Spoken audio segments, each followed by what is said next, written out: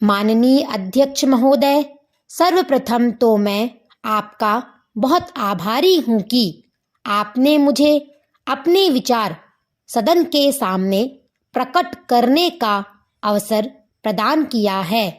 मैं सदन का ज़्यादा समय ना लेते हुए संक्षिप्त में अपनी बात रखना चाहता हूँ। सदस्य महोदय ने सदन में जो विधेयक पेश किया है, मैं उसका हृदय से समर्थन करता हूँ और मैं समझता हूँ कि इस विधेयक पर आज कोई निर्णय अवश्य लिया जाना चाहिए।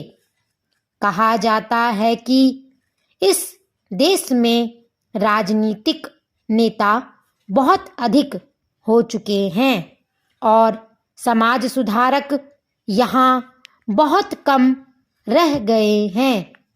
यह बात बिल्कुल सही है और मैं स्वयं इस समस्या पर कई दिनों से सोच रहा हूँ। इस देश में जो भी अच्छा आदमी होता है वह धीरे धीरे राजनीतिक क्षेत्र में चला जाता है।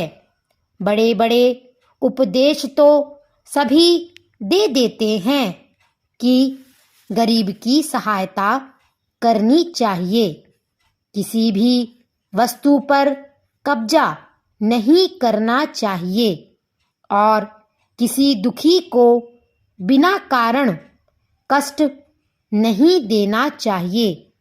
वास्तव में ऐसा कोई करता नहीं है। बड़े बड़े राजनीतिक नेता इन बुराइयों से अलग नहीं हैं। माननीय अध्यक्ष महोदय, ऐसी अवस्था में देश का किस तरह से विकास हो सकता है?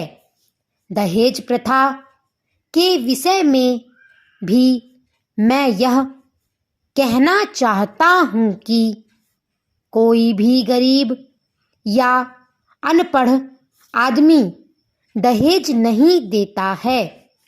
देश में सब बड़े नेता, सब बड़े कार्यकर्ता और सभी बड़े समाज सुधारक दहेज देते हैं।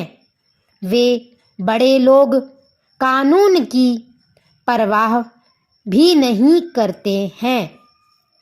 पंजाब में एक कानून बनाया गया है कि पिता की संपत्ति में लड़कियों को भी उतना ही हिस्सा मिलेगा जितना लड़कों को मिलता है।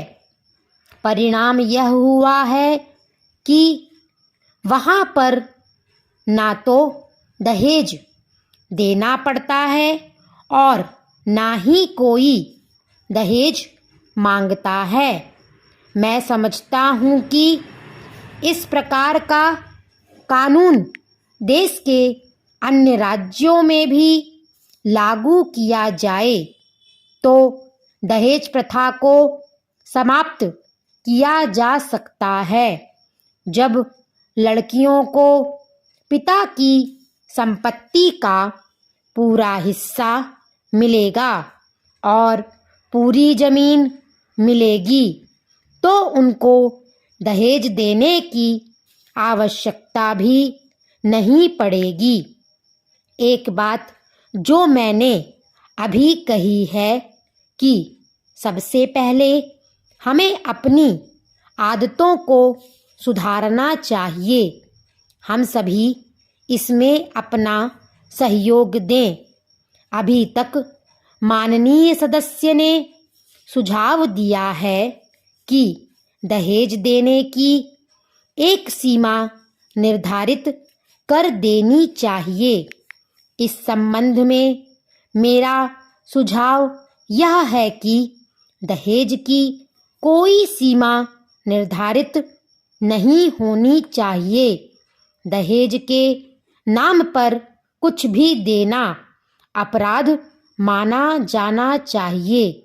दहेज प्रथा को जड़ से ही मिटाया जाना चाहिए।